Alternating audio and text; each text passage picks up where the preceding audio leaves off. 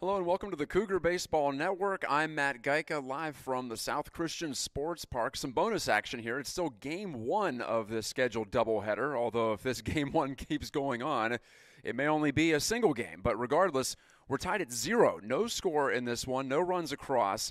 The Cougars, though, have a leadoff base runner on first base. Nobody out, and Jamison Beal squaring to bunt. He could not get the bunt down there on a foul tip, and so now 2 strikes against Beal at the plate. Pitching for South Christian, their senior Aiden Fenema. He's done terrifically well here so far. Third baseman Cam Post in on the grass, as you'd expect, with Beal revealing his intention. The Cougars come into today with a record of 7-9. South Christian at 13-2. Runner goes on the pitch, swing and a miss from Beal. Throw down to second base. It bounces in there. Stolen base achieved. And the Cougars have the potential go-ahead run and the potential first run of this game at second base. Or pardon me, that was just the 1-strike pitch. So now 2 strikes. It is 3-2. Pardon me, the scoreboard is a little unreadable right now with the setting sun shining right on it back there in right field. So we remain with nobody out. 3-2 the count to the Cougars catcher Jamison Beal, right-handed hitter against the righty Fenema for South Christian. Runner on second base. Curveball stays outside. It's a walk. First and second now with nobody out. That's Axel Cummings, by the way, out there at second base. He lined a hit, maybe an error. There's no official scorer here, no PA announcer. So hard to say. I guess that'll be up to the home scorebook. But regardless, it was a one-hop smash off the glove of the second baseman Drew Burgess and into shallow right field that allowed Cummings to reach first base. So now the Cougars have a huge opportunity, first and second, with nobody out in the top of the 9th inning. That's our second extra inning of game one. Again, this is Matt Gajtka for the Cougar Baseball Network on the road for the first time this year, maybe the only time this year, as taking a strike is Graham Kaufman. Kaufman, the senior, left-handed hitter. In an 0-1 count, Fenema taking a look over to his dugout on the third base side here at the sports park and steps off. We also have softball going on behind us at the complex and tennis. It's a busy spot on what is turning out to be a pretty good Wednesday after a rough few days here at the end of April and to start May. Fenema from the stretch. Tall right-hander. It throws inside. It's bunted foul. Late square around by Kaufman. Almost in a drag bunt style. But he bunted it just off the first base side and foul by a few feet.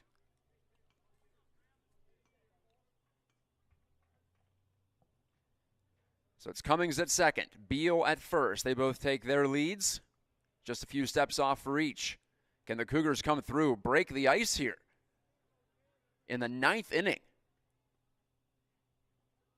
Fenema, a couple of looks down to second base. And the curveball, swing and a miss on the inside pitch. And that finishes Graham Kaufman for the first out of the inning.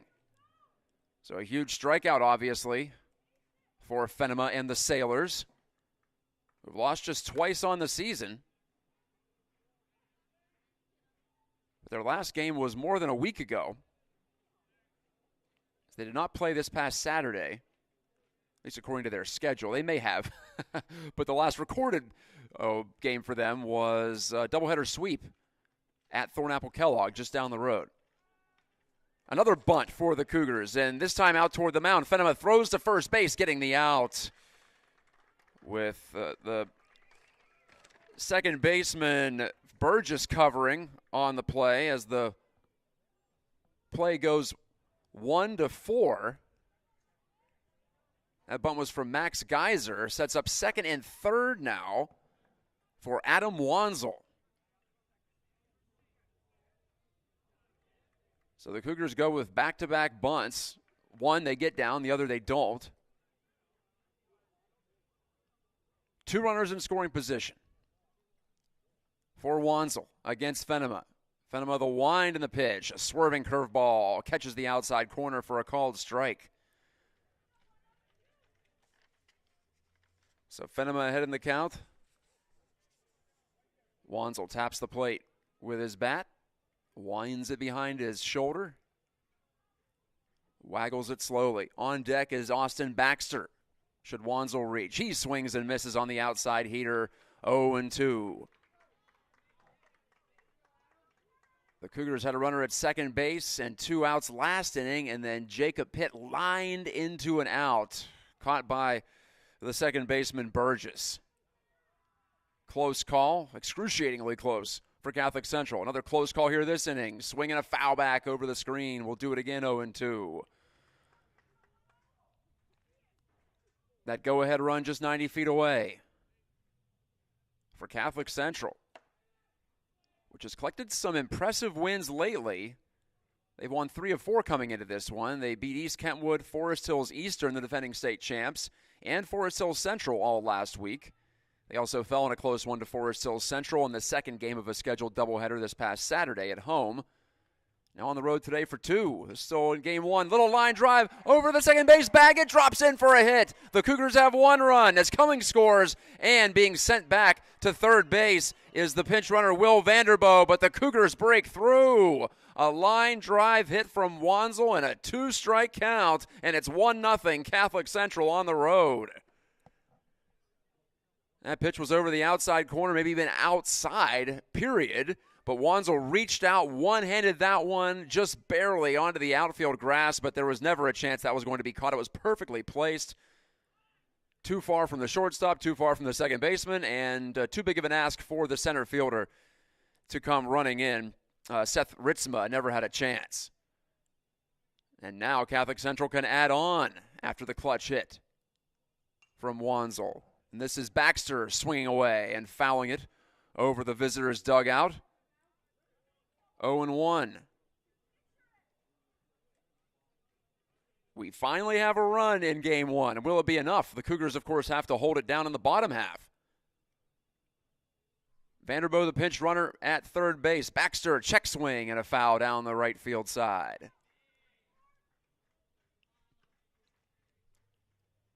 Wanzel at first, you can tell, still pumped up from that hit. He just clapped his hands spontaneously as he's being held on by South Christian first baseman Davis Kemper.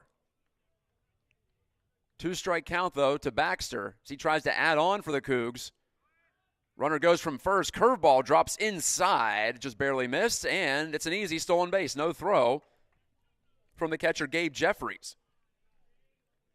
Wanzel takes the bag, and that could be big if Catholic Central can again poke another hit into the outfield. Ben Passanaw is on deck. But now it's Baxter's turn. Can he do what Wanzel just did? Waiting for the pitch. Aiden Fenema's in the stretch. Hesitates, kicks, delivers, another curve, another one inside, and looked at by Baxter. Good eye. 2 balls, 2 strikes to Baxter. The Cougars dressed in their traveling blue tops with the white trim down the sleeves. White numerals and Cougars across the front in script. Also in white pants, white batting helmets. The pitch from Fenema, high and away, 3-2.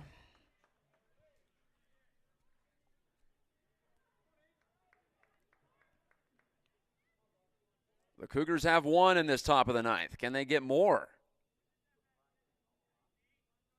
Base hit to the gap scores 2 with 2 outs, of course.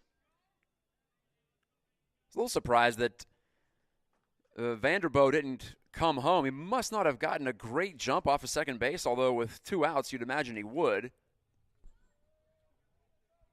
Regardless, a chance for Baxter. Swings through the upstairs heater, strike 3, out number 3. But the Cougars get that all-important first run of this ball game. Can they hold it down in the bottom of the 9th? That's coming up on the Cougar Baseball Network.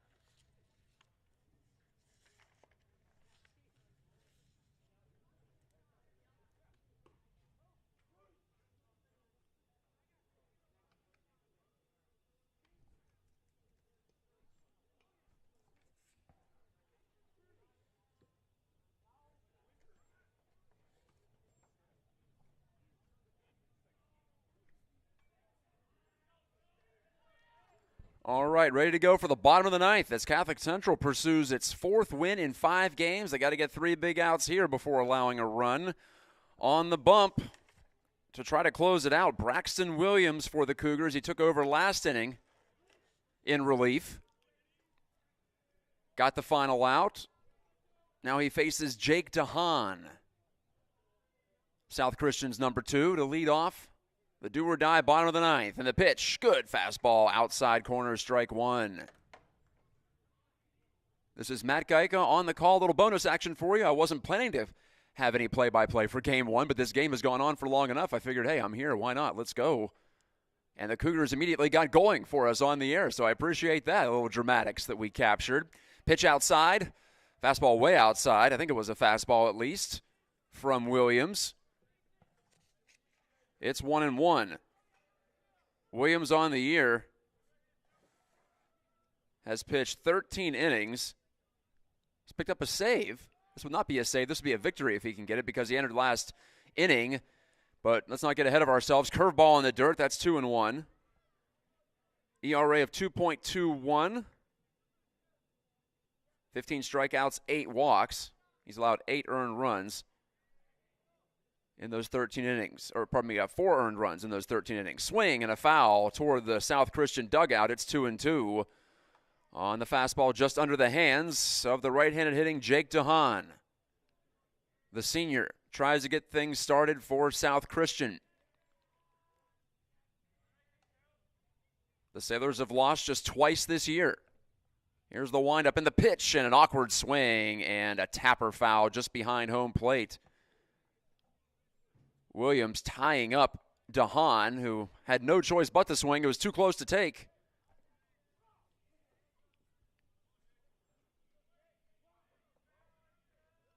So Williams again, the full windup, and the sidearm delivery is bounced to shortstop, picked up by Cummings, strong throw across, safe. Wow, DeHaan was sprinting the whole way, as you should, but he's got some speed. I really can't criticize any part of that play defensively for Catholic Central, as Cummings fielded it cleanly on about 4 hops, and Pitt made a nice stretch at first base, but it's an infield single, and South Christian has the potential tying run on board with nobody out in the bottom of the ninth. Cam Post, it's his turn. Another righty hitter against Williams and the Cougars here in the bottom of the ninth. From the stretch, the pitch, little check swing, bouncing ball past the mound, coming on is passing off the third baseman, throws on to first a little wild, but Pitt came off the bag to tag out Post for the first out, all-important first out.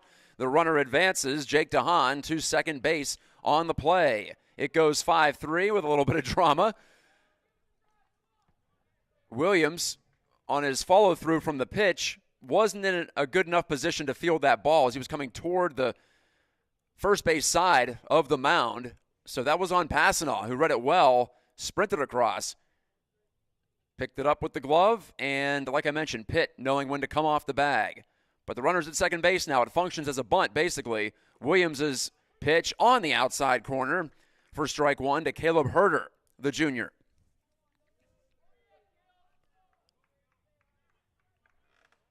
Herder, the DH in this game. Waggles the bat slowly above his batting helmet. Swings and misses on the off-speed pitch. Way ahead of that one, 0-2. I called Williams' delivery a sidearm delivery. It's really not. It's about 3/4, but he's got a little funkiness to it. Just as he's set to release it, that glove hand comes up in front and flails away to the side. Might make it a little bit tougher to pick up the pitch. Hey, whatever helps.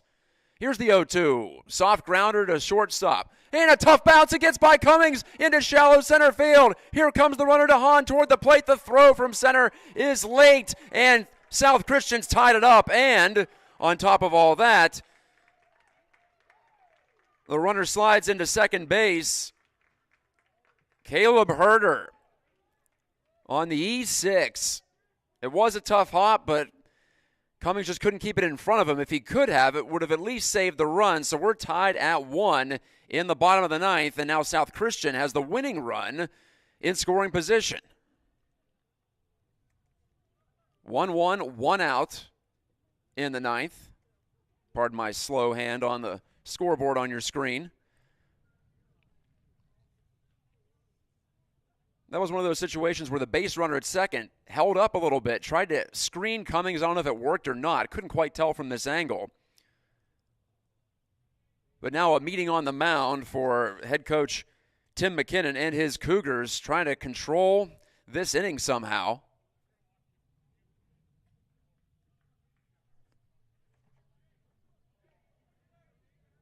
The Cougars scored a run in the top of the ninth inning after we went the entire game without a run. And now Catholic Central is allowed a run in the bottom half.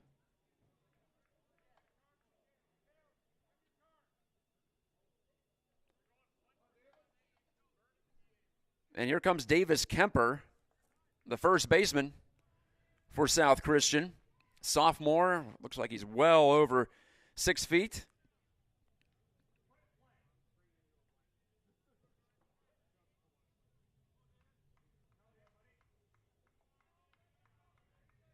And here comes Davis Kemper. Pardon me, a little feedback there on the broadcast. Kemper standing in. Runners at first and second. After what was an intentional walk. Sorry, I missed that one. Looks like that's Seth Ritzma who got the automatic bag. But his run is inconsequential. If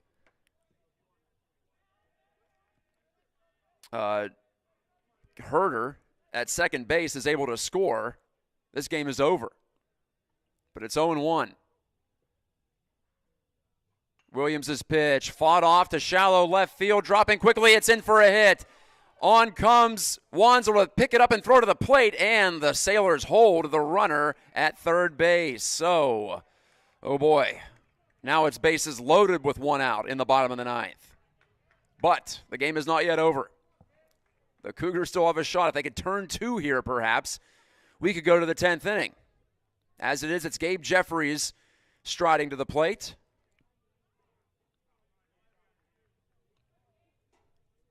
I think that's Ryan Brown at third base as a pinch runner for South Christian. The ball was in the air for a while, but with one out, Brown could not get all the way to third base before it dropped. He had to play it safe. So it's Williams against Jeffries, righty on righty. The pitch is up for ball one. And, of course, now the pressure is on to get the pitches in the strike zone, or at least around the strike zone. Can't afford the free base given up. That would end the game, too. The Cougars have the infield in on the grass all the way around.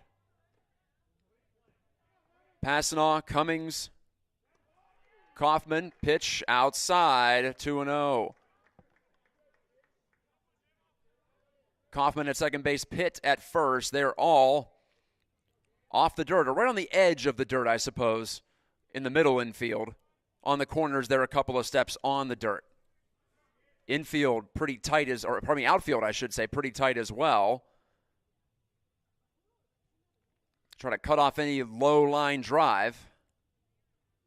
Well, we've seen quite a few bloopers in this ninth inning, and they've all dropped in.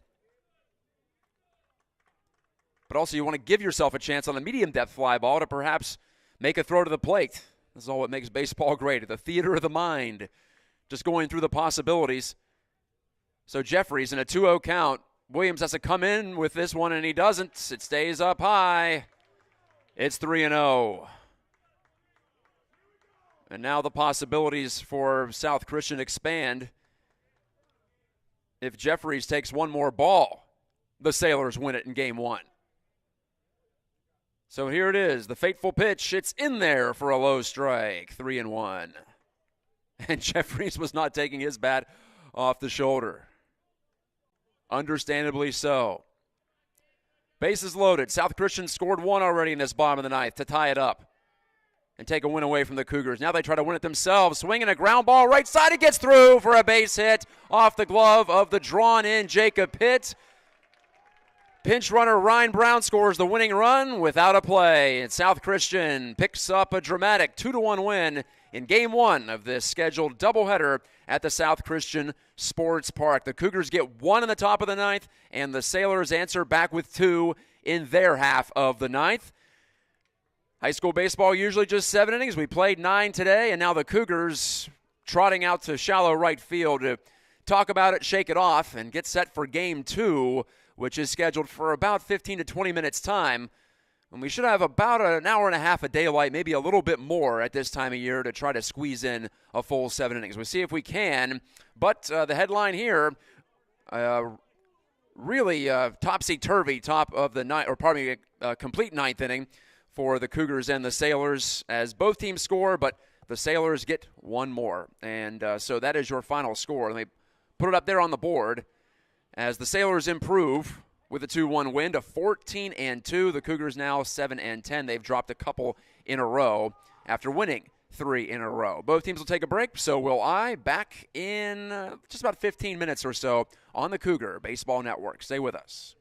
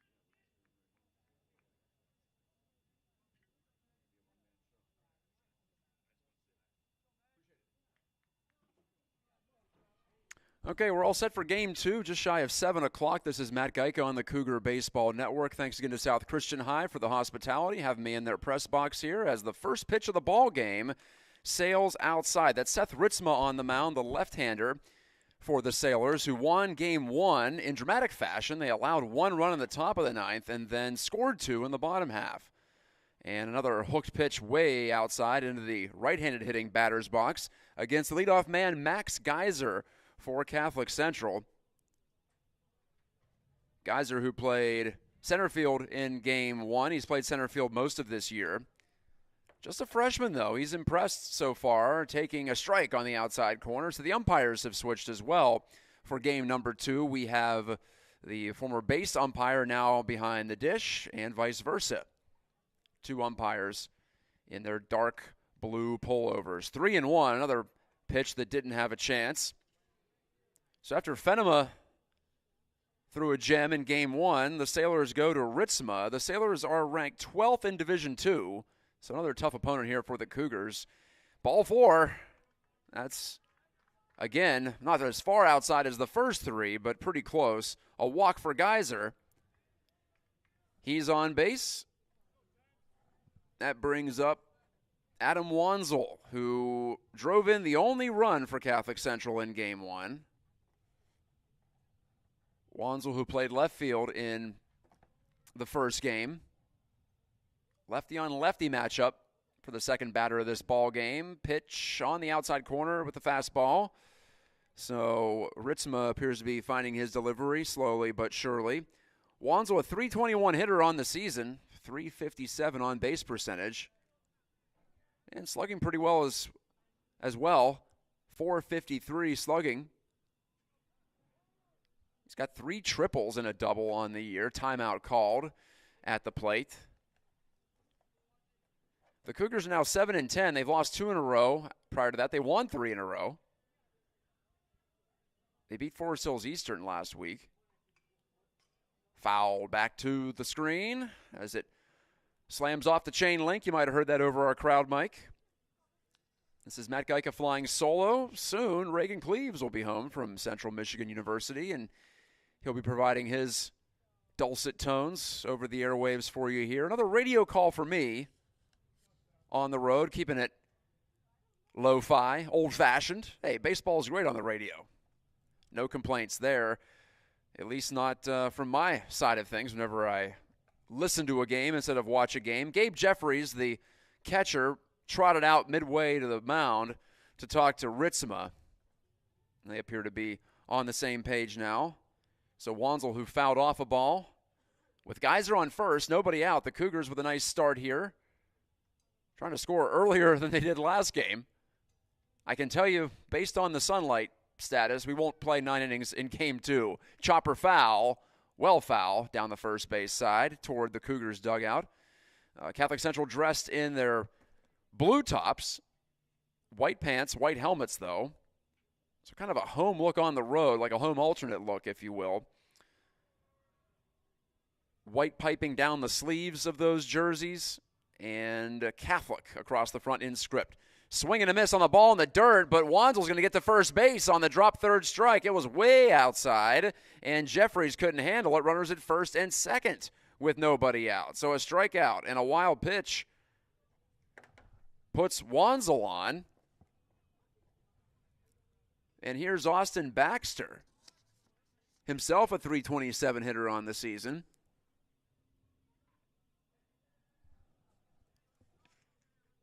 Right-handed hitter, enjoying the platoon advantage in this AB against Ritzma. Ritzma a long time waiting. Geyser at second, Wanzel at first. Now from the stretch, throws and it's lined into center field for a hit. Geyser to to third base, and he holds up.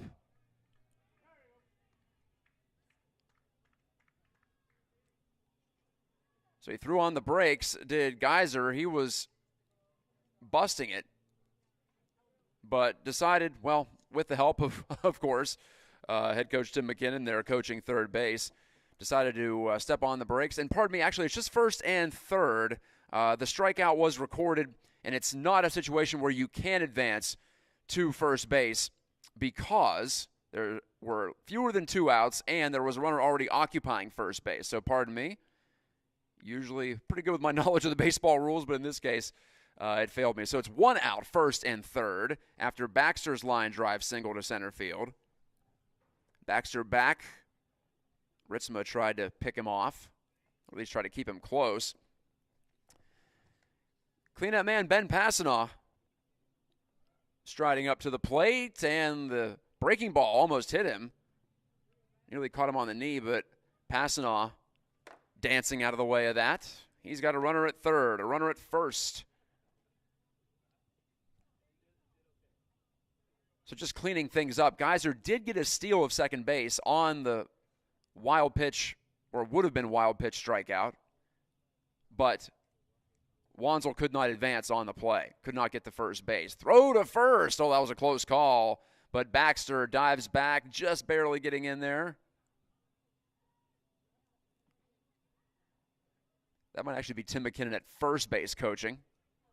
Pardon me, I don't quite know the faces from this distance very well. We've got a chain link fence between us, also a press box window. Curve way outside. The runner Baxter takes off for second base, and he's going to make it as nobody covered the bag for South Christian. Very aware play from Baxter. It was a delayed steal, and really the Sailors were asleep on that one.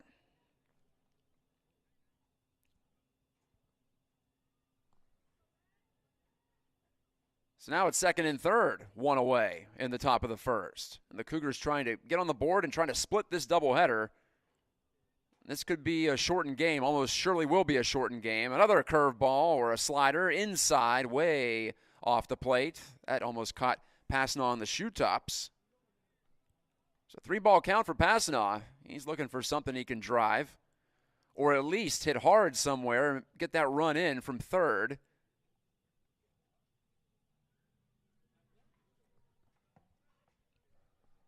First baseman Kemper for South Christian's in on the grass at first. Everyone else pretty much normal depth as the 3-ball pitch is way outside. Ball 4. Ritzma's struggling. He's walked a couple in this inning. And now he's loaded the bases. Courtesy runner for Passanaugh. As Passanaugh is the starting pitcher, apparently. But the courtesy runner is Cade Schoonbeck.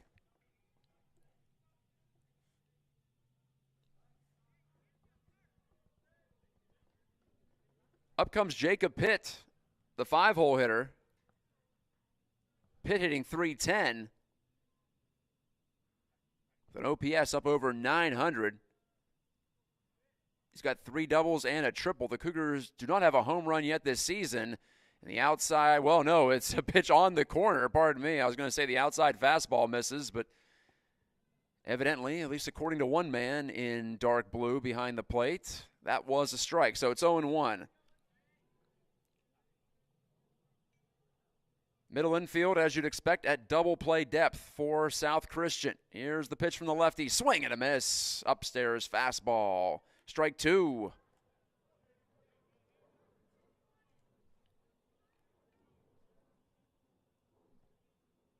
Middle infielders are Ethan Vostad and Drew Burgess for South Christian, shortstop and second baseman, respectively. As the Sailors want to turn 2 if they can, or get a strikeout, and they do get a strikeout. Pitt is gone on 3 pitches. Swing and a miss. Another fastball at the top of the zone, maybe a little bit out of the zone, but not like Pitt could have taken that one. And now Braxton Williams tries to salvage the inning for the Cougars. 2 away, bases loaded. Right-handed hitting Williams close to the plate with his batting stance. He swings away and misses for strike 1. So Seth Ritzma's turning up the heat. It looks like the Cougars are a little bit behind these fastballs. The last 3 he's thrown, they've been a split second behind.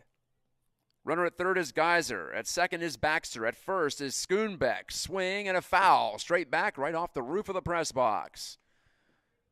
0-2. To Williams.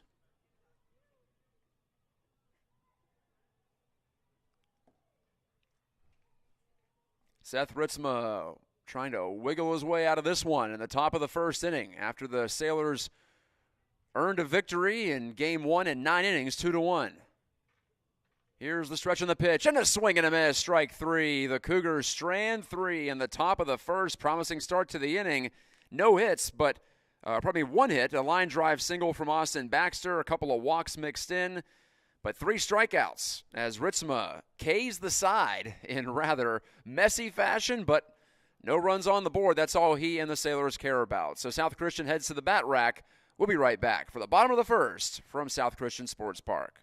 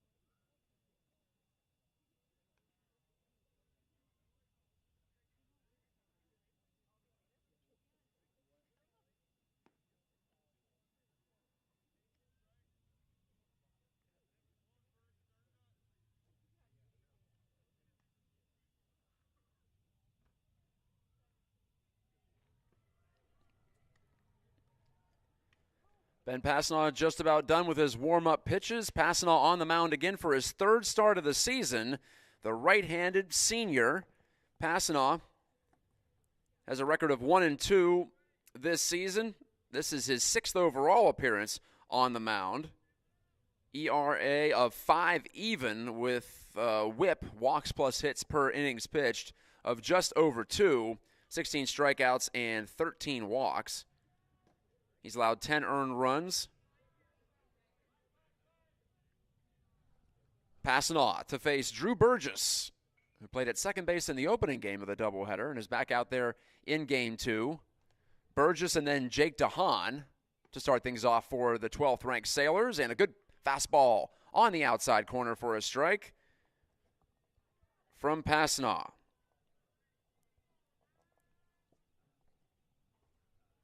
Burgess the righty against the righty Passanaugh. Wind up and the huge curveball drops in for a strike. That one at least dropped a foot, if not 16 inches. Beautiful pitch.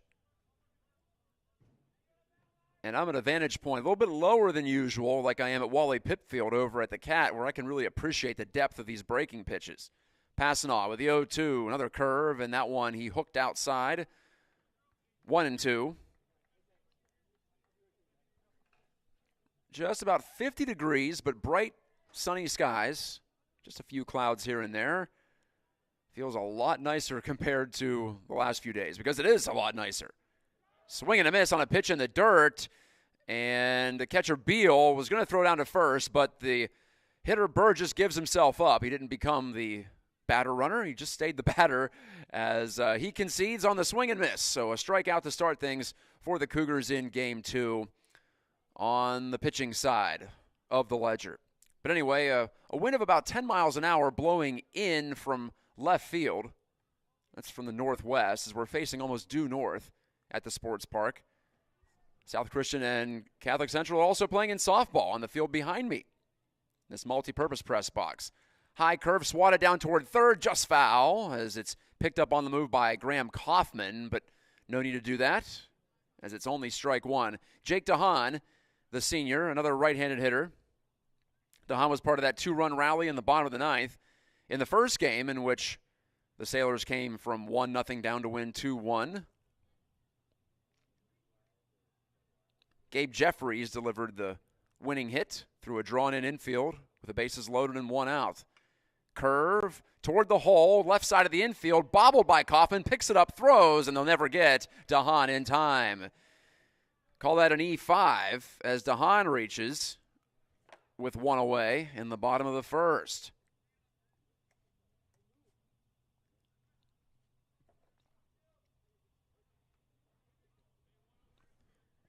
And it's another righty hitter, Cam Post.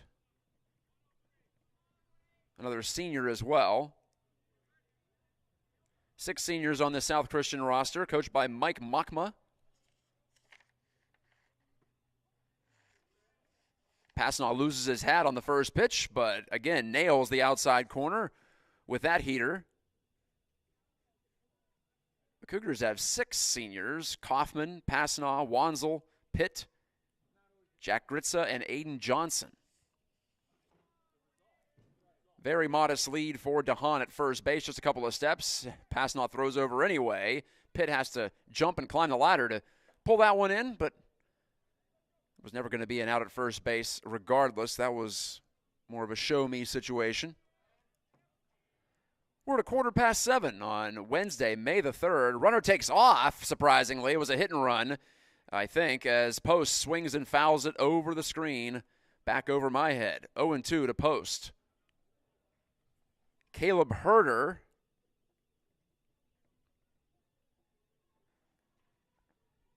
who drove in the tying run in Game 1, is on deck as the cleanup man.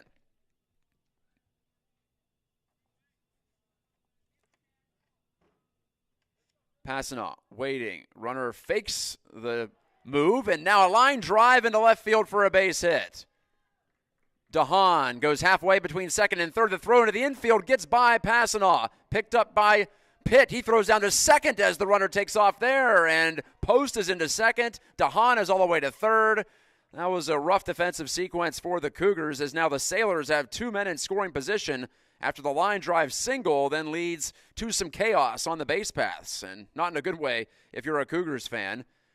So call it an E7 that allows the runners to advance there. The throw in from Adam Wanzel went awry past the cutoff man, the pitcher, Ben Pasnaw. So it's second and third on the line drive hit. It was a hard hit ball. One out. Herder at the plate. We didn't have any runs for 8 innings in Game 1, and now both teams threatening here in the first in Game 2. Curveball, another sharp one for a strike, just on the outside corner. Herder and then Seth Ritzma, the starter the starter in this game. Ritzma was the center fielder in Game 1. Pasnaw would love to get a K here. He's got one strike. Squaring to bunt, and it's bunt right back to the mound. Caught on a line by Pasnaw. It's going to be an easy double play. Throw down to third for the third out of the inning. How about that? Pasnaw lunged to catch the line drive bunt from Herder. He was out for out number 2, and while the runner was breaking for the plate, DeHaan, he was already past the plate. He was never getting back. All Pasnaw had to do was lob it back to third to end the inning. So a defensive gem for the Cougars after a defensive miscue. That erases all those problems, and we'll go to the second inning. Catholic Central, nothing. South Christian, nothing on the Cougar Baseball Network.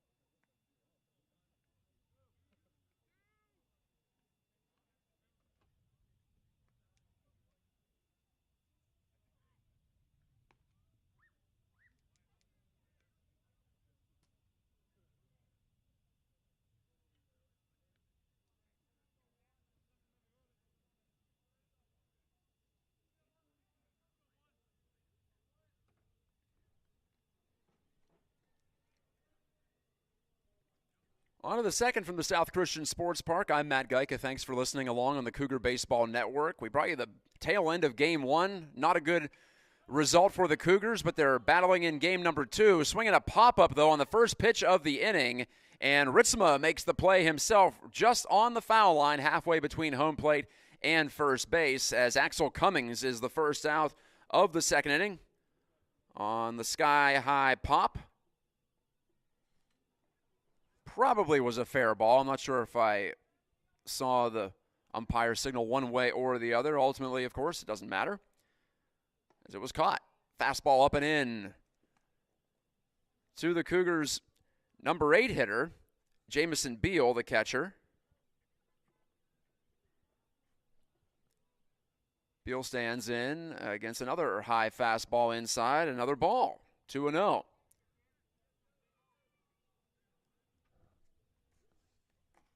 Jamison Beal, a .244 hitter on the season, but a .380 on base percentage. He knows how to take a walk. This one a soft pop right at home plate, and basket catch made somewhat flamboyantly by Gabe Jeffries. Appreciate the style. As long as his coach is okay with it, that's, I guess, just fine by all of us. 2 pop-outs, one to the pitcher, one to the catcher in consecutive at-bats, as Beal just got a piece of that 2-0 pitch, and unfortunately for him, could not get it back to the screen. Not even close in that regard. Strange one. It only went about 20 feet in the air. So here's Graham Kaufman, the third baseman. He takes up and in for a ball. Kaufman, the number 9 hitter.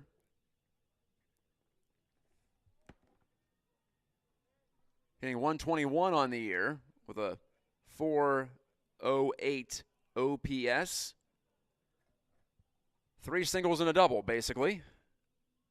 That's how we get that math in 33 at-bats. Turns his back on this breaking ball, but it's in for a strike. Kaufman then back to the top of the order for Max Geyser if he reaches. Swing and a miss on a breaking ball down and away. Ritzma trying to work the lefty-on-lefty advantage here, and he sure did with that pitch. It's a tough one to hit for anybody, but especially for a left-hander. He tries it again, but it drifts too far outside for Kaufman to fish for. 2 quick outs here in the top of the second.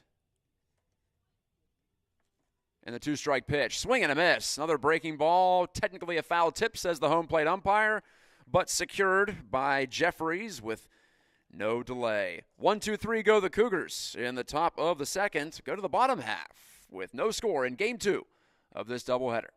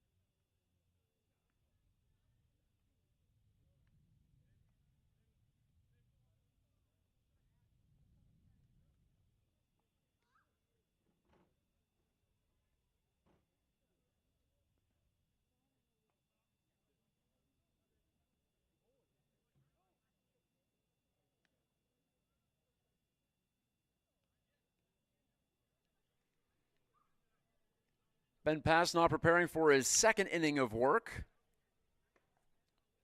Throws his final warm-up pitch, and the hat falls off his head again. Someone get that kid a smaller fitted cap.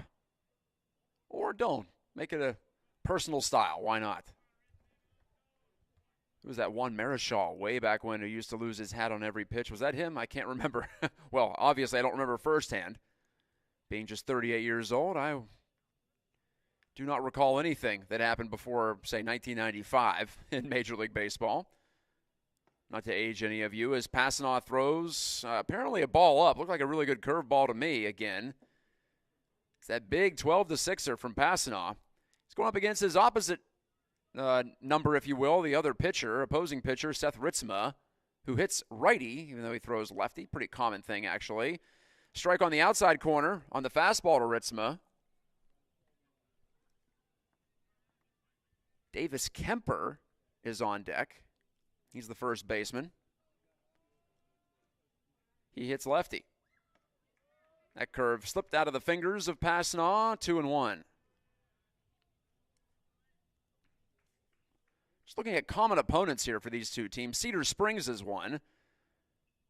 And the Redhawks actually gave the Sailors quite a battle in a doubleheader a couple of weeks ago. Swinging a foul back. 2-2. Cedar Springs won the opener 4-0 at Cedar Springs, and then South Christian prevailed in the nightcap 1-0. The Cougars went 1-2 against Cedar Springs in the opening week of the year. Doubleheader at home, single game on the road. Big curve, no, stayed upstairs. When I say big curve, this one might have been a 2-foot drop. It's crazy. The lollipop action almost on this curve ball. Not to denigrate it either, because it's pretty sharp. Does not look easy to hit, I know that much. Fastball in the zone and fouled back. Ritzma slams his bat with his left hand. He was expecting more from himself there. Outfield playing straight up pretty much against the opposing pitcher, Ritzma, who was the center fielder in Game 1. Here's Passanant from the windup in the pitch, and a foul tip off the helmet of Jamison Beal, the catcher, and it bounds away harmlessly. Keeps the count full.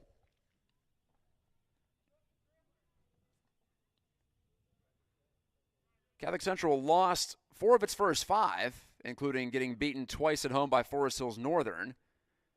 Then a split at Kennewa Hills. Then wins over East Kentwood and Northview. 2 wins over East Kentwood, in fact. 3-2 curve in there for a strike. Another beauty. You can almost hear that ball spinning from up here. Strikeout number 2 on the day for Ben Passanant, Cougars senior. Anyway, after the win against East Kentwood a week ago, last Thursday, the Cougars beat Forest Hills Eastern, the defending state champs. I believe that was the Hawks' first loss of the year. 9-7 was the score at Eastern. This fastball rides high to Davis Kemper, 1-0. And then a doubleheader against Forest Hills Central over the weekend. The Cougars won Game 1 7-5, lost Game 2 3-1, and they lost the opener of this doubleheader 2-1 in 9 innings. And we usually play 7 in case you're wondering. Curve low, 2-0.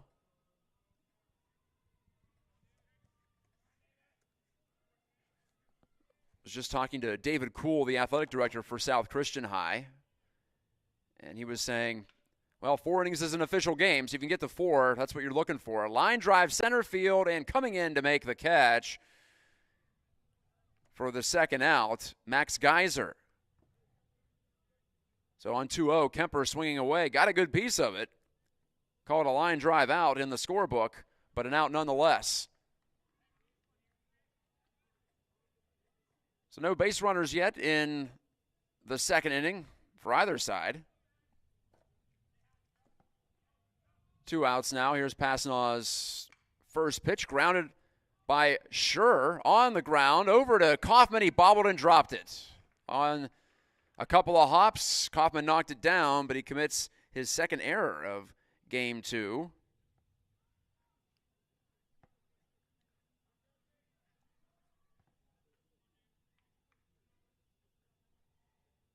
And that was Charlie. I said Schur. It's Schur, I think.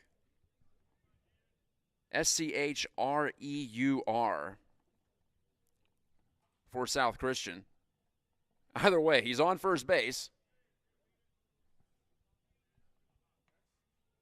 Setting up Jamin Van Groe.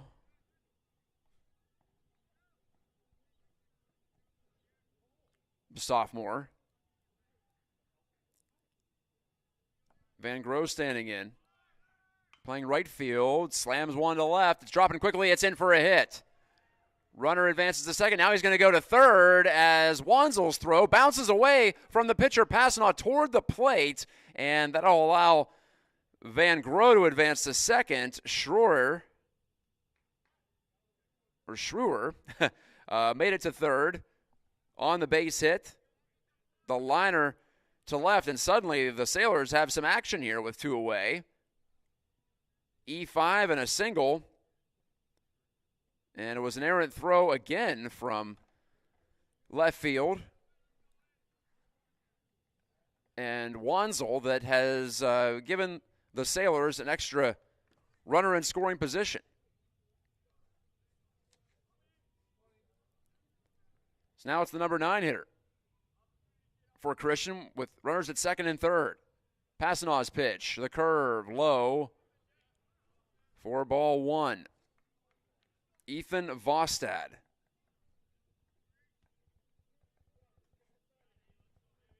He's the shortstop. Vostad, the righty, looks at another curve, another one away. And down, 2-0. Burgess, the leadoff man, is on deck. If Vostad can keep the train moving for the Sailors. No score, second inning. Another ball, this time high and away to Vostad.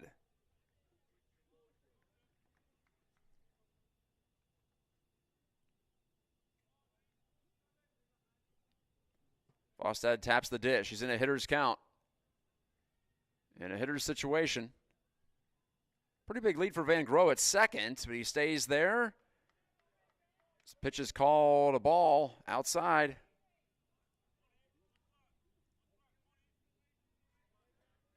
Three-ball count to Vostad.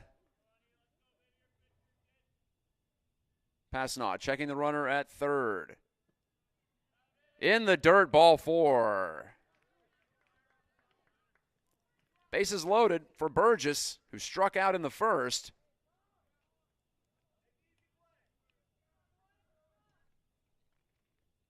Out on any base for the Cougars.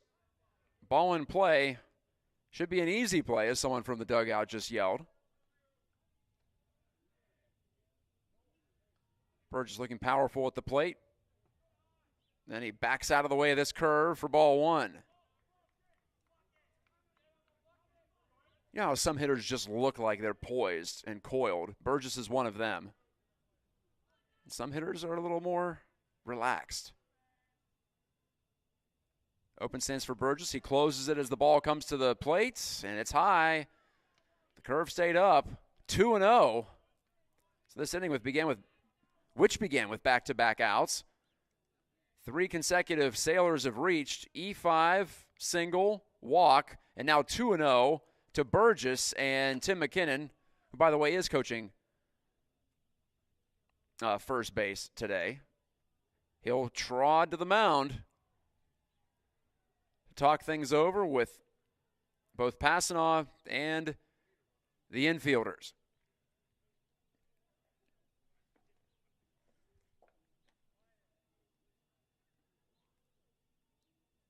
Checking to see if there are any other common opponents for the Cougars and the Sailors this season. Doesn't appear to be the case. At least not so far, outside of Cedar Rapids, or Cedar Springs, I should say. We are not in Iowa.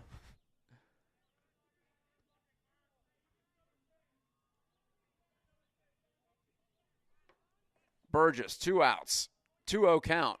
Bases loaded for South Christian. Here's the pitch from Passanaw way inside. 3-0. Of course, the last thing you want to give up is a cheap run. Maybe not the last thing. The last thing you want to give up are multiple runs in this situation. But at 3-0, advantage hitter. And he swings away and grounds it foul. Somewhat surprising. Pulled it, did Burgess.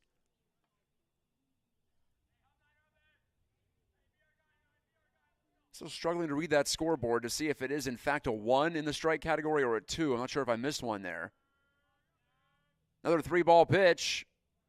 In there for a strike. It was a 3-0 swing initially. Now it's 3-2 after a foul and a called strike on the breaking ball inside. That was more of a changeup, actually. Called off speed. I know what the breaking ball looks like from Passanant. That certainly wasn't it. Full count. 2 outs. Bases loaded. And it's ball 4 on a fastball that stayed up. Burgess's walk also comes with an RBI. 1-0 South Christian as Schrewer crosses the plate. Van Gro to third, Vostad to second. Passanant battled back, but ends up giving up the run anyway on a base on balls. The Cougars trail for the first time today, despite losing in Game 1. They never trailed technically because the game ended when South Christian scored the winning run. Curve inside to Jake DeHaan, the left fielder. He hits from the right side, also with the bases loaded. 7th hitter of the inning for South Christian. Passanant hooks this one outside by a few inches, 2-0. Passanant struggling as the breeze picks up a bit as we get closer to sunset. That often happens. Sunset scheduled for, it's going to happen at 8:45, God willing. So we've got about an hour left. Way up with that curve. And, in fact, over the head of DeHaan, 3-0 the count. The Cougars can ill afford to fall further behind against the 12th-ranked team in Division II. And here comes Beal trotting out to the mound. Of course, McKinnon can't visit for a second time unless he wants to change pitchers. Doesn't appear to be anybody warming, but, of course, the Cougars could go to another position player.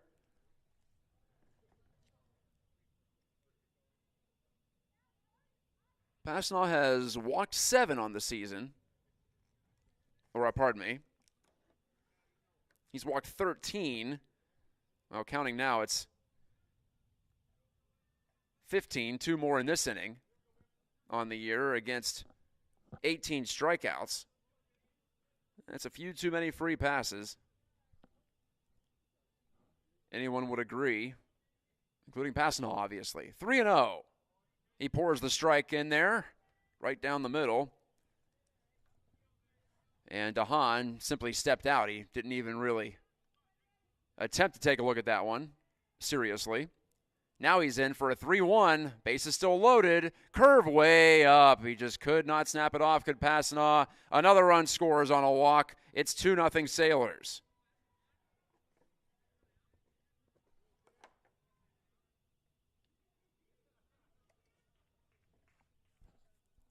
It remains Passanant's game, it looks like. Cam Post, who singled in the first on a line drive to left. Post swings and hammers one to left center field. That's going to be big trouble. That's in the gap and all the way to the wall. 1 run is in. 2 runs score. Wanzel finally picks it up, fires it back toward the infield. It's a 3-run double for Cam Post, and the Sailors lead it 5-0 in the second inning. Vostad, Burgess, and DeHaan all come across, and it really wasn't even close with 2 outs. The windmill was being waved, and it's not even tulip time, is it? From third base, from the head coach Mike Mockma. A 3-run bases-clearing double for Cam Post, and the Cougars are behind it in a big way early on in game number 2. Ground ball left side, just foul by about a foot from Caleb Herder. Well, Post went up looking to hit wisely because Passanant had just walked in a couple of runs. You know he didn't want to give up another if he could help it, or another walk, but he ends up giving up 3 more runs on that center cut pitch to Post. And Post is 2 for 2. He's hit the ball hard both times. He's standing out there just a few feet off second base. And an inside pitch, Herder again grounds it to the left side and foul. I'm beginning to think I'm a jinx. I've witnessed now 3 results so far this year, and they've all been losses for the Cougars. And this one doesn't look good at the moment. Not that they can be counted out, but knowing this is going to be a short game anyway due to the coming sunset, it's later than it appears. What's that Yogi Berra-ism?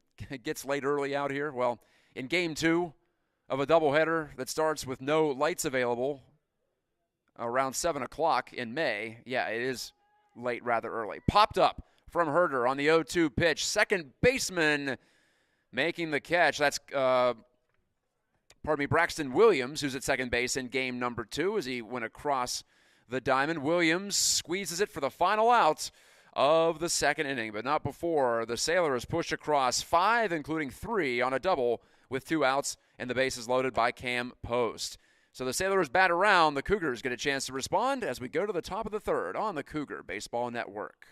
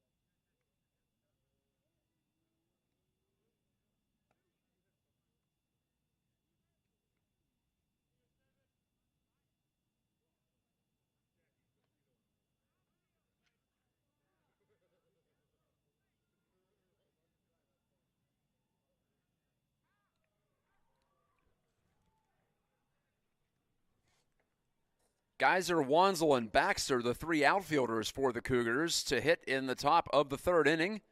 Back to the top of the lineup. And a foul straight back from Geyser on the first pitch from Seth Ritzma.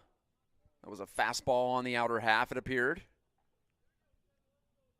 This is Matt Gajtka coming to you live, or after the fact if you're listening later, from the South Christian Sports Park, just off of Kalamazoo Avenue, between 76th and 84th. Called strike on the outside, on the off-speeder, from Ritzma, who works his third inning. Plane flying overhead as the shadows lengthen, just missing on the 0-2. 1-2, lefty-on-lefty matchup to start this third. South Christian scored 5 in the bottom of the second. All with 2 outs. They had nobody on and 2 away. And now 2-2 to Geyser. Nobody on and 2 away for South Christian in the second. Everything looked pretty good for the Cougars, but then an error, a hit, 3 consecutive walks, and that huge bases-clearing double from Cam Post made it a 5-0 score. Swinging a foul, it's still 2-2 to Geyser. Max Geyser, the freshman, hitting .250, entering the day. 13 hits, all singles. 3-2 on the pitch outside. Geyser as well has walked 4 times.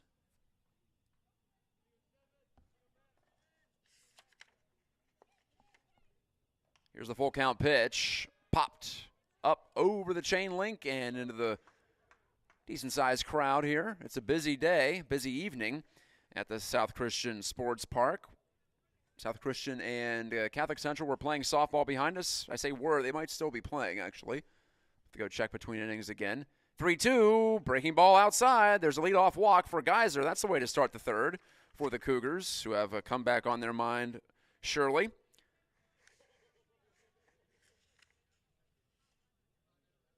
Can't get all 5 back all at once. That's what they're thinking in that visiting dugout. Wanzel steps in, another left-hander. Yes, I hear the chanting from the softball field. They are still in action. Don't have a score on that one. Fastball rides high from Ritzma. I don't want to say Geyser's going to be anchored to first base, but down 5-0. I don't think he wants to push it too hard. The 1-0 to Wanzel on the long hold. Actually, no. The throw down to first base. Geyser back easily. Cursory tag applied by Davis Kemper, the first baseman.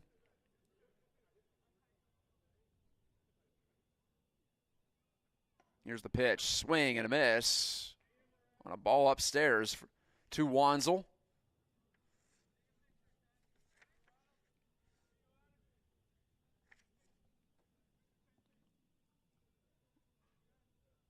Wanzel hitting .321. I mentioned he's got the 3 triples.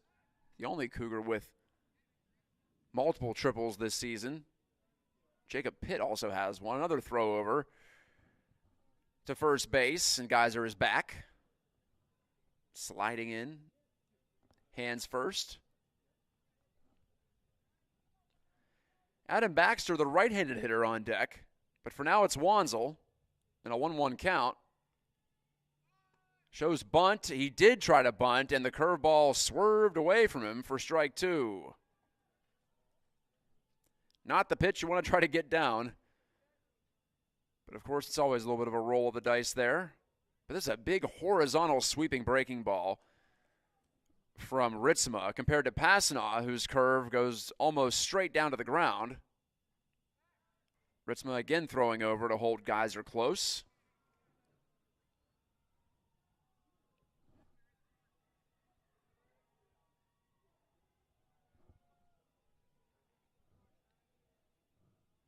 Quarter till 8, just past it. Liner towards second, caught there on the line, and a throw to first for the double play as Geyser was caught halfway between first and second base. Charlie Schrewer made the catch, and it was an easy play for the second out over at first. Actually, pardon me, that's Drew Burgess, I should say. Burgess, the second baseman.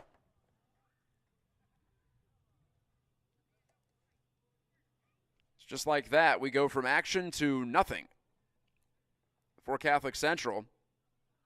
4-3 goes the double play after the line out. Adam Baxter with the bases clear and 2 away. He swings through the first pitch on the outside.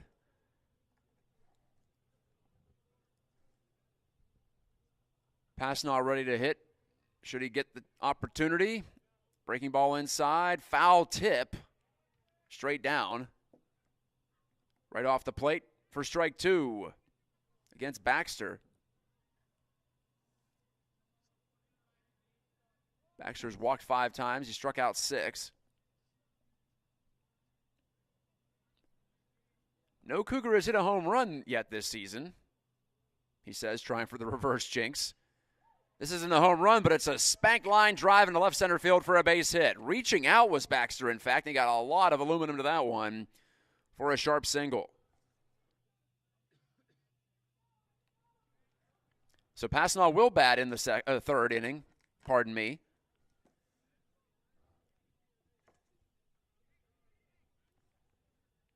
Baxter is 2 for 2. 2 line drive hits in this game. He was stranded the first time out there on the base paths.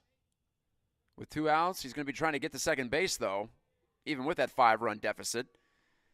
Fastball away to Passanant. Pitcher versus pitcher. Although we'll see if Passanant returns. He struggled mightily in that second inning. Ball in the dirt, but Baxter wasn't thinking about going initially, and by the time he saw it bounce, couldn't quite make the call. Gabe Jeffries with the block on the ball in the dirt. Jacob Pitt is on deck. Seth Ritzma, glove behind his head. Now comes to the plate with it, a curve, and ruled that Passanant did go around on a swing. He tried to check it, and Passanant asking, how was that a swing? But apparently it was. It was not a foul ball, if I interpreted the signal from the umpire correctly. 1-1 to Passanant. Runner on first. 2 out in the third. Ritzma, a little delay on the leg kick, then comes home with a hard fastball that missed outside. 2-1.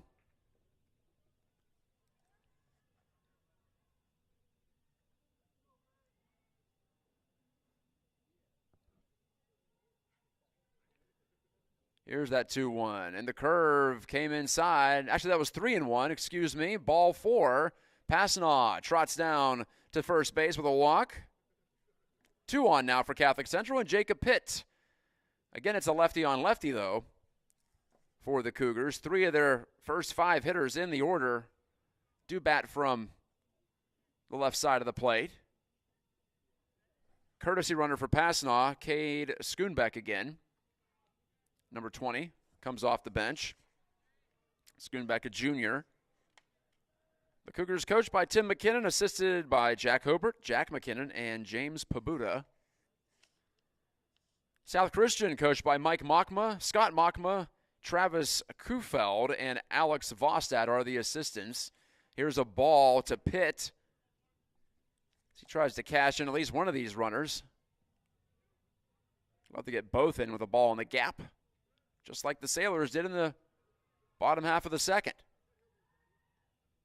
Ritzman with a long look towards second base, where Baxter's dancing.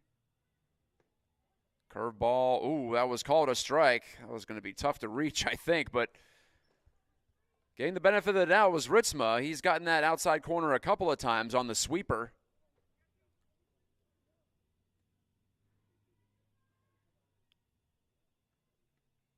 Ritzma at the belt. Here's his pitch. Curve up, and Pitt couldn't resist. He swung right through it for strike 2. Williams on deck. But it's Jacob Pitt. Well, he's got 4 extra base hits on the year, 3 doubles and a triple. 9 total safeties on the year. And this fastball is outside, surely, 2-2.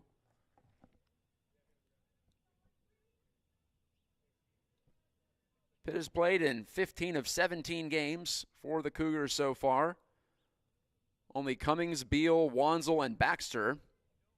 Oh, and Geyser have played in all 17 to this point. Ball outside, throw down to third as the runner took off, and safe at third. Baxter standing up, actually. It's a double steal as Schoonbeck collects second base on the backside of that play.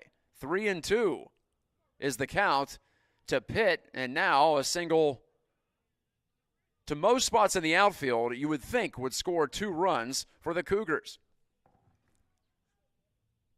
Pitt's got 8 RBIs on the season, second on the squad, only to Baxter's 12. Can he come through again? He waggles and steps in.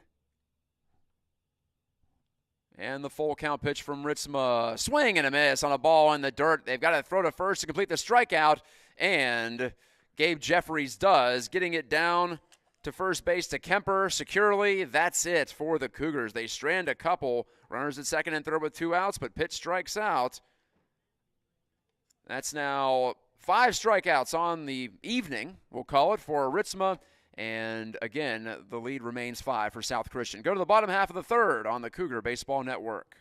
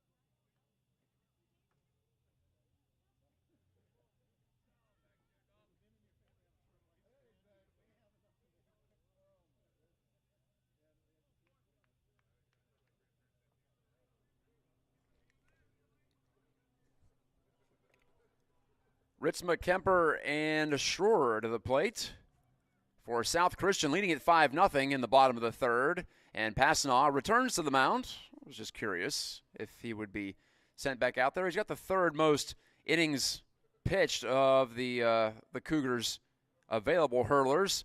First pitch was a ball. Second pitch is a ball. 2-0 to Ritzma. Ritzma, who struck out looking to start the second. An inning that eventually became a 5-spot for the Sailors. This is Matt Gajtka, broadcasting on the Cougar Baseball Network. I got you the end of game one. It looked like it was going to be a Cougars win as Ritzma goes down to a knee to foul this one back. Catholic Central picked up a run in the top of the ninth to make it 1-0, but could not hold the lead. South Christian scoring a couple of runs with one out in the bottom half to end it. Another golf-like swing from Ritzma. He slams his bat down on another foul ball behind the Cougars' dugout on the first base side. Kemper and Schroer. I'm almost certain I'm saying that last name incorrectly, so I apologize. I know how it feels. I've got a name like that too. I'm sure, as mine is, it's easier to say than it is to spell.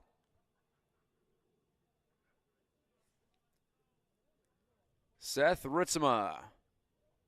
Open stance, 2-2 pitch from Passanaw. Bounces in there for a full count. The count went full against Ritzma in the second inning, in fact. Actually, it ended up being a 7-pitch at-bat.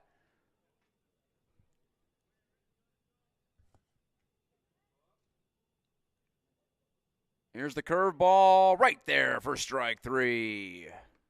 Again, Ritzma caught staring. Third K for Passanaw. Now he'll face Kemper. South Christian is dressed in their home whites. They've got the dark navy blue.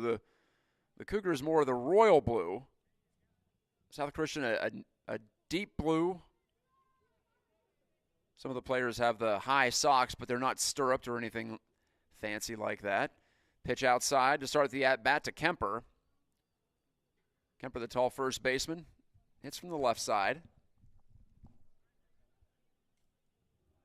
Dark blue caps for South Christian with that distinctive SC logo and the anchor on the front.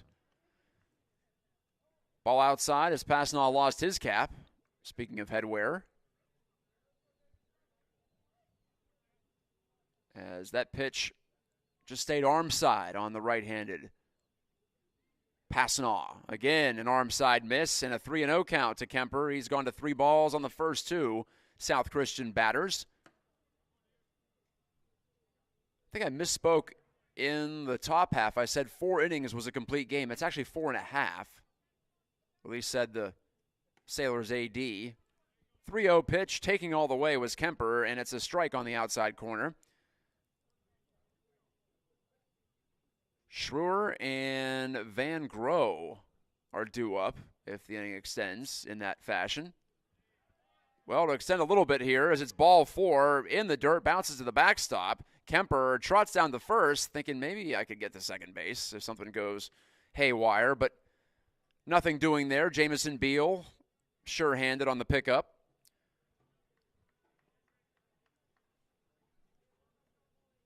So it's Schroer for South Christian. He's the one who reached on the error by Graham Kaufman in the previous inning that led to that rally. So it's 5 unearned runs against Passanaw. I didn't realize that in the moment. Bunting was Schroer, and he bunts through it for a strike.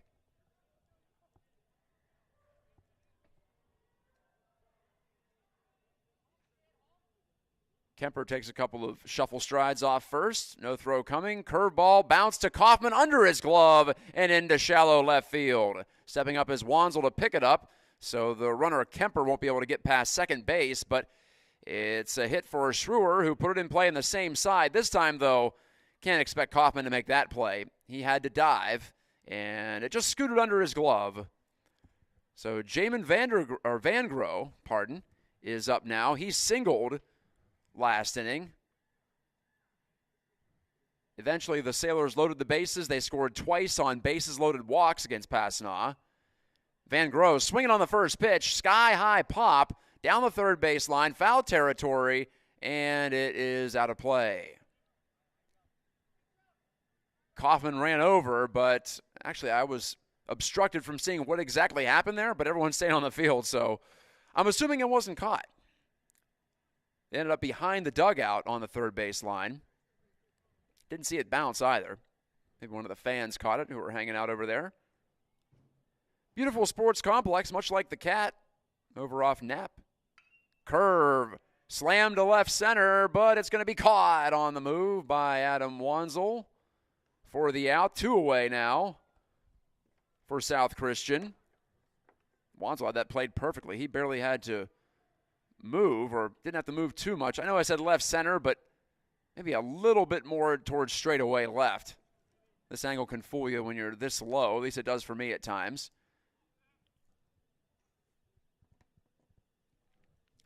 Ethan Vostad, the shortstop, with 2 outs and 2 on. He smacks one to center, sinking quickly, coming on to make the catch, and a beautiful one at that was Geyser for the final out. Geyser lost his cap, but he read it perfectly. The line out to center ends the third. We'll go to the fourth from the South Christian Sports Park. Still 5-0 Sailors.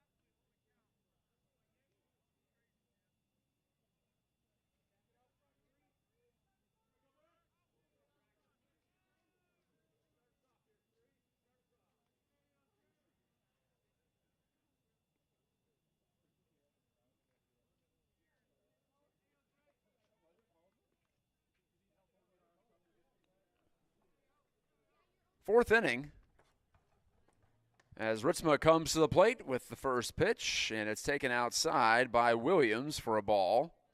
Williams struck out on 3 pitches in the first. Braxton Williams hitting .333 on the year coming into today. Takes a strike on the inside.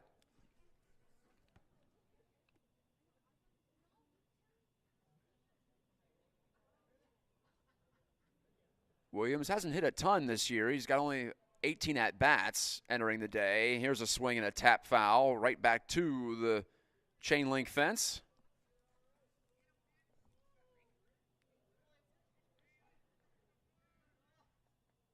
Ritzman now with the sun right in his face as he prepares for the 2-strike pitch, and that sails high and away. Do not envy the right fielder especially. Also, really, the first baseman and the second baseman. In fact, right now, first baseman Kemper for South Christian is shielding his eyes with his glove. Swing and a miss on a curveball down and in. Williams is down on strikes for the second time today.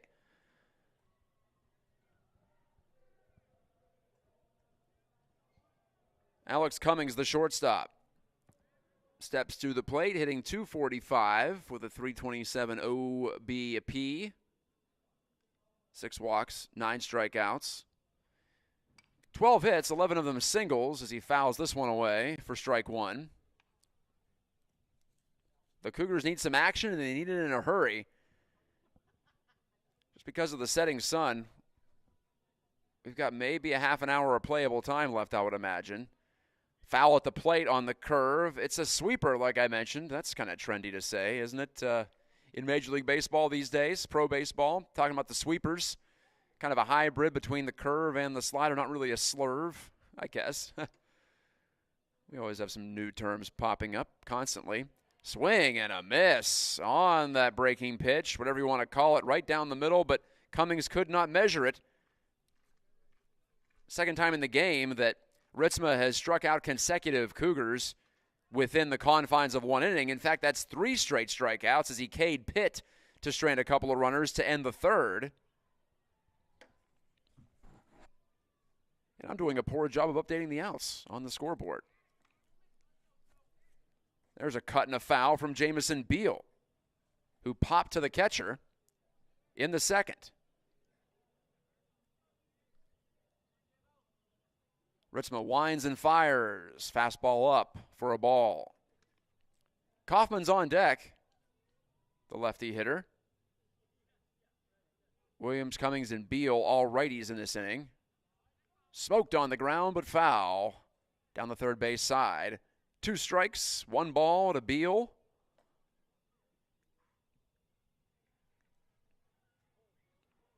It's my pleasure to bring you Cougar baseball. I'm still trying to pick up my first win on the CBN this year. Fastball up, and the home plate umpire checked down with the base umpire to see if it was a swing, and he said no, I think correctly. Reagan Cleaves will be back on the call on Saturday as he returns home from school.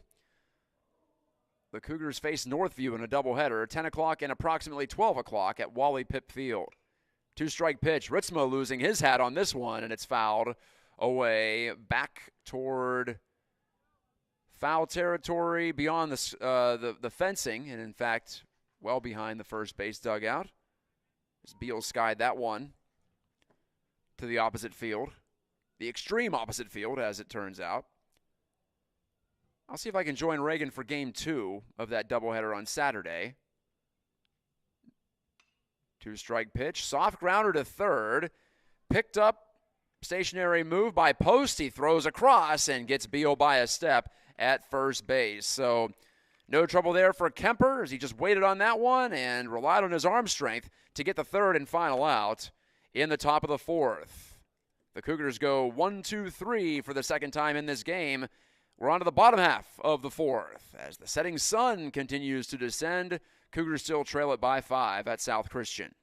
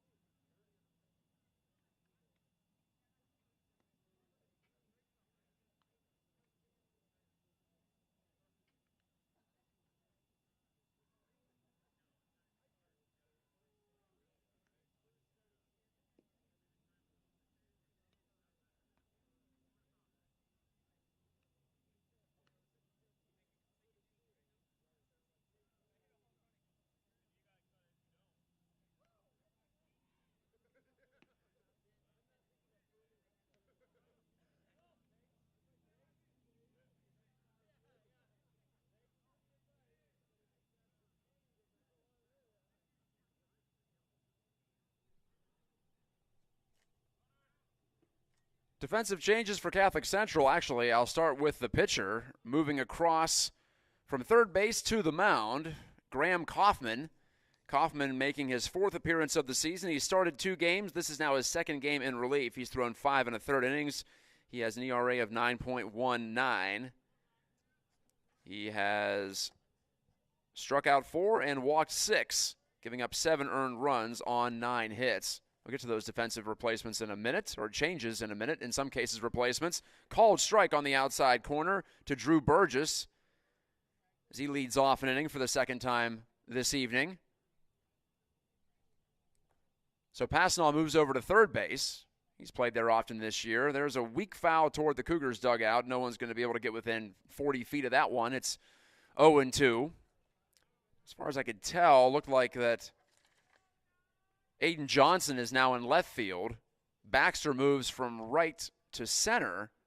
I wasn't able to get the number of the new right fielder for Catholic Central. Breaking ball way outside. Beal falls down onto his side somewhat theatrically to block that. A little bit of showmanship from Beal. 1-2. Looks like Pitt is still at first.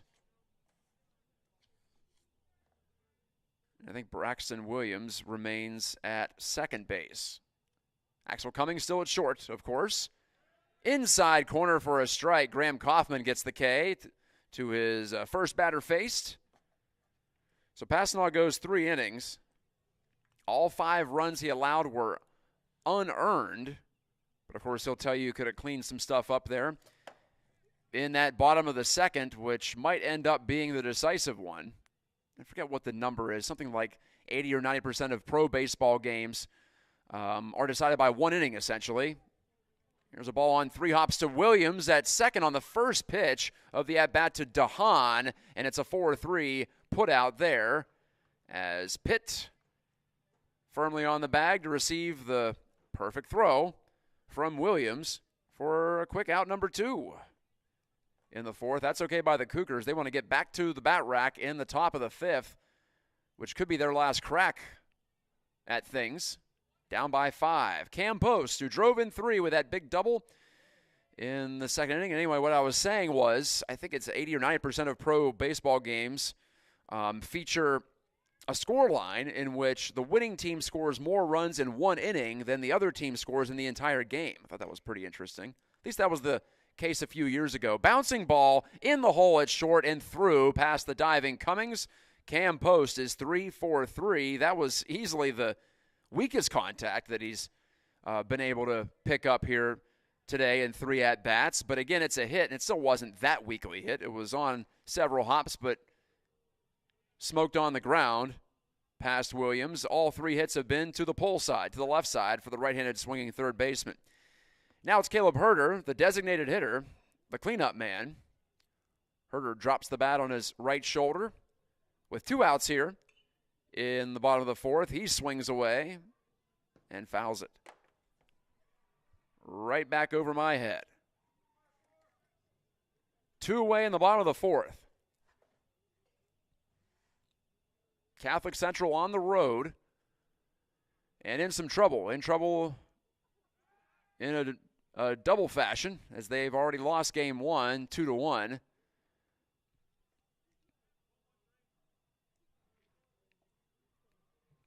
I got the tail end of that game on the air at the start of this broadcast, if you want to go back. It was a dramatic 9th inning, but as you know, it didn't work out for your Cougars. A swing and a miss on a nice sweeping breaking ball from Kaufman for strike 2. He's got Herder in the hole. Righty on righty. Pitt shielding his eyes from the sun as he prepares for a potential pickoff throw over at first base, and Kaufman stepped off. Started his motion, then decided, nope, abort mission. Count remains 0-2 to Herder, who played a part in that 9th inning rally. That's right, 9th inning rally for South Christian in game 1. We played 8 scoreless in that one. Foul tip, strike 3 on the breaking ball outside. 2 strikeouts in the 4th inning for the relief man, Graham Kaufman. So he handles business to send us to the 5th from the South Christian Sports Park. Could this be our final inning? I guess there's always a possibility as we get close to that 8:45 sunset here on Kalamazoo Avenue. Stay with us on the Cougar Baseball Network.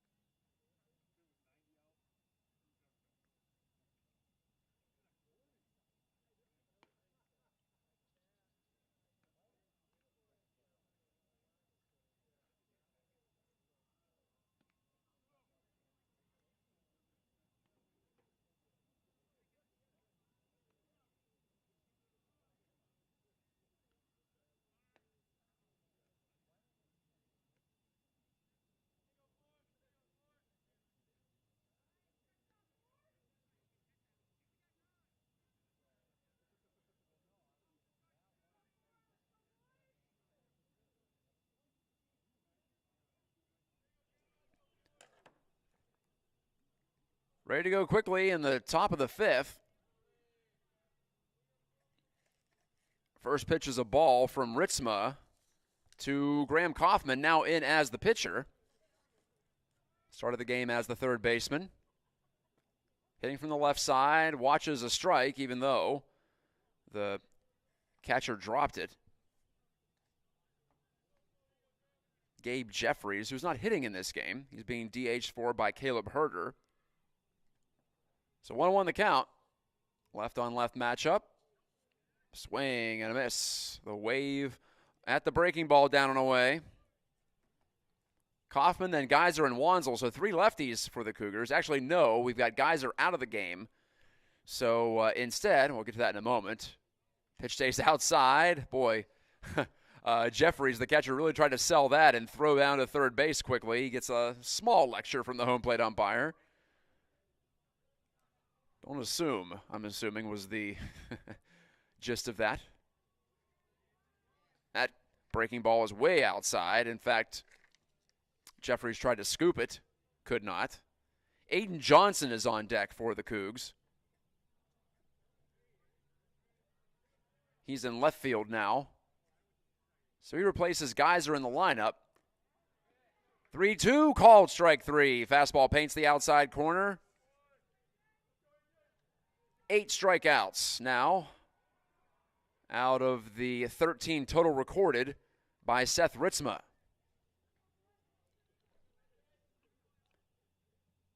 That's the first one looking, though. The Cougars have been swinging at the previous 7. This is Johnson. Stocky right-handed hitter. Johnson has a .393 batting average and an OPS over 1,000. Slugging .607. He's got 11 hits, 6 of them for extra bases, all 6 doubles. Ball outside, 2-0 to Johnson. Johnson having a fantastic senior year at the plate. This is 13th game. He played in game 1 as well. 3-0 as Ritzma stays away from him. Looking at his numbers, not surprised by that, honestly. Does have 10 strikeouts as Johnson, but otherwise, really nice batting line as he watches a strike go by on the outside corner.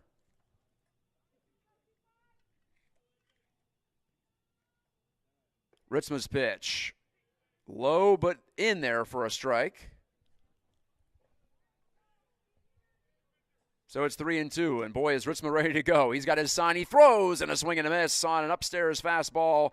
He blows it by Johnson. Another back-to-back strikeout situation here. We saw it last inning as well as the Cougars fanned on their first 2 trips to the plate. And Ritzma back in the first inning stranded 3 Cougars with consecutive Ks of Pitt and Williams.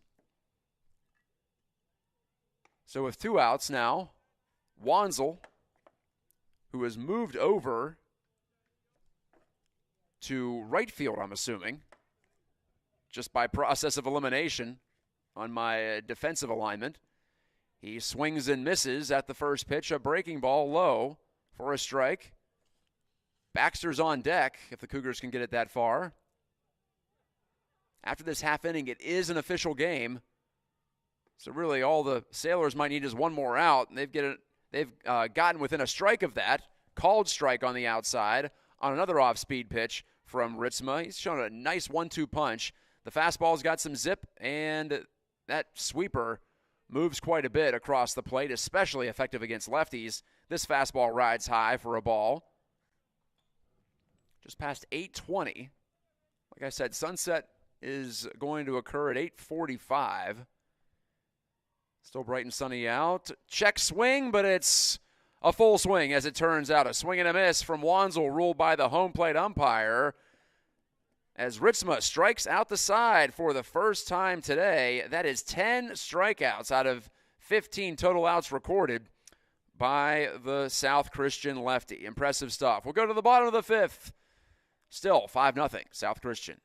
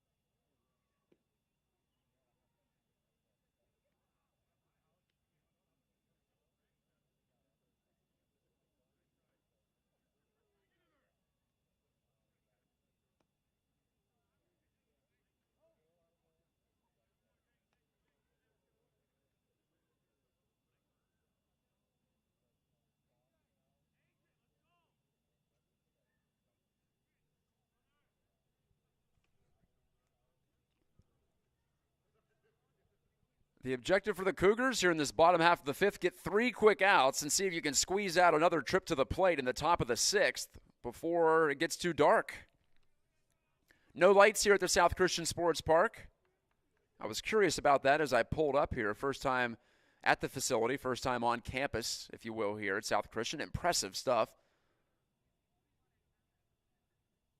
A lot going on as it's a foul ball. That pitch was over the head of the leadoff man, Seth Ritzma, the pitcher. He ducked successfully out of the way, but it tinked off the end of his bat, which still remained vertical. I don't know how else to describe that one, but bad luck for Ritzma, good luck for the Cougars. Kaufman's curveball. Ritzma stays with it, but laces it foul, down the first base side. So 2 foul balls. 2 very different-looking foul balls to Ritzma, the pitcher, who has struck out 10 Cougars through 5 innings. But he's in an 0-2 hole here against Kaufman, the reliever for Catholic Central. Fastball stays just outside. Jamison Beal tried to frame it or save it. Ritzma is leading off for the 3rd time in 4 innings. Curveball. Again, he slaps it to the right side, but again, it's into foul ground. Ritzma has fouled off now, by my count, 6 pitches in 3 at-bats. He's on him, but unable to drive anything in play. He has struck out looking twice. Both times Ben Passnaw, the Cougars starter, got him. It's Ritzma, Kemper, and Schrewer. 1-2 from Kaufman. Curve in the dirt, 2-2.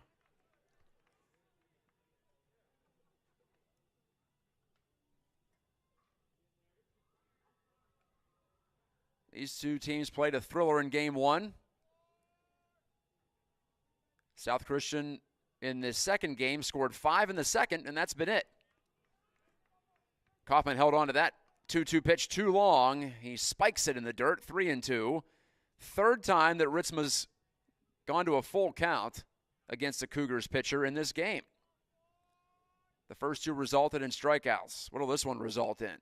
Bouncing ball over the mound into center field. So Ritzma, for all of his efforts, all the pitches seen, he finally gets on base. Ground ball single right over the second base bag. Couldn't have been more perfectly placed. So now Kemper.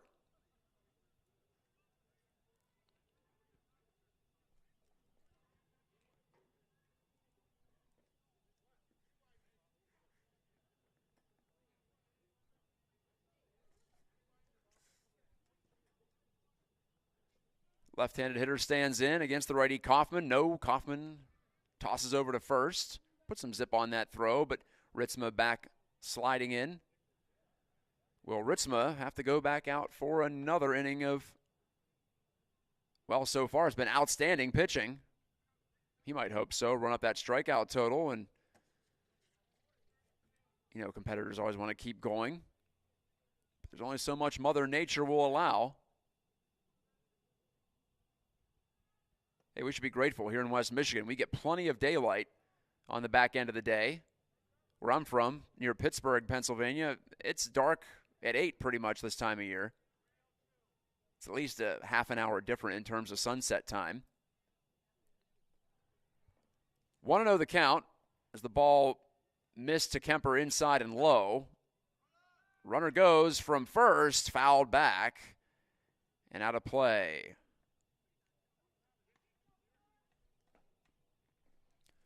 Next up for the Cougars, they will host South Christian tomorrow at Wally Pipp Field. As this game is now official, we will not have to resume this one tomorrow. On my schedule, I've got it as a 4 o'clock first pitch, as expected. Just a single game, though. Curve, swing and a miss, and a brilliant one snapped off by Kaufman. He's got Kemper in a hole, 1-2. And I can finally see the scoreboard here in maybe the final inning of play on the day. The numbers were completely washed out by the sun. Oh, runner's picked off. Ritzma leaning. And the play goes 1-3. The Cougars have their first out of the bottom half of the fifth. Unforced error, but considering the score line, maybe not that consequential. So you'd hate to give away any runners or any opportunities on base as Kemper fouls it to the screen. It remains 1-2. So now if Kaufman can get a strike here, maybe the Cougars will get another chance. The home plate umpire was discussing, I think, something along those lines with Tim McKinnon before the inning. Curve way outside. Beal was fortunate to get a glove on it to stop it.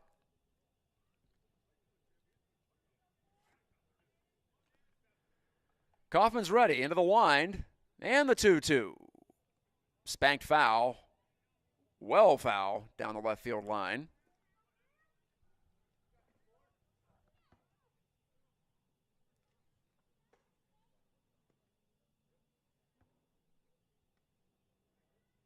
And with each minute that ticks away, less of a chance for the Cougars to mount some sort of a miracle here.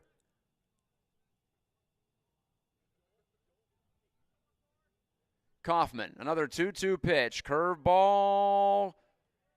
Just missed, apparently. I thought the home plate ump was rocking back to ring up Kemper. I was wrong. It's 3-2. We've seen that outside corner given a couple of times, but not righty on lefty. Only lefty on lefty, if that matters. Fastball in the dirt. Not even close. It's a walk to Kemper, who fires the bat away with enthusiasm. Schrewer now will hit, or will he? The umpires are consulting. They may be calling this game. And like I said, if that's the case, it's an official game, as the Cougars have hit 5 times.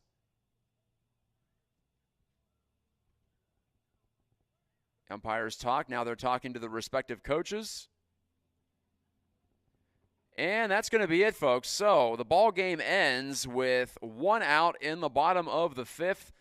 South Christian picks up the sweep as the final score will be 5-0. All 5 runs scored in the second inning, and the hitting star for South Christian, easy one to pick here, Cam Post. He went 3 for 3, 2 singles and a double, and that double to left center field drove in 3 runs, turning a decent inning for the Sailors into a huge inning and eventually into a win. Seth Ritzma scoops up the victory. 10 strikeouts in 5 innings for him. He allowed just a couple of hits.